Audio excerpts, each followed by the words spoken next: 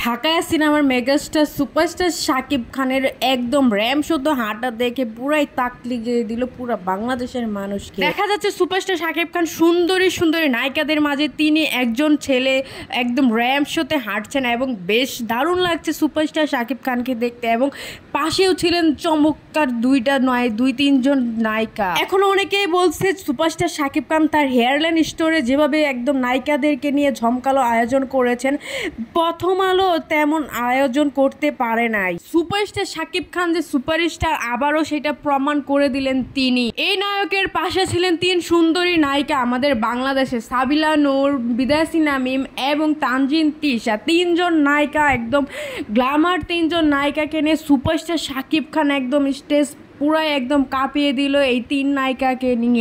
Superstar Shakib খানের এইখানের স্টাইলটা এত পরিমাণে সুন্দর ছিল, এর আগে তাকে এরকম স্টাইলে দেখা যায়নি। চুলগুলা বড় বড় কোটি পরা এবং ভিতরে একটা নীল কালারের শার্ট পরা, দেখতে পুরাই অসাধারণ লাগছে। একদম মনে হচ্ছে আমাদের বাংলাদেশের শাকিব খান না, এটা অন্য কোনো দেশের নায়ক, এতটা চেঞ্জ লাগছে তাকে দেখতে। তো ভিউয়ার্স, আপনাদের কার কাছে কেমন লাগছে সুপারস্টার শাকিব খানকে এখানে দেখে? আর আপনারা যদি আমার চ্যানেলে প্রথমবার ভিডিও দেখে থাকেন অবশ্যই একটা সাবস্ক্রাইব করে রাখবেন নেক্সট আরও ভালো ভিডিও পেতে চাইলে। ধন্যবাদ।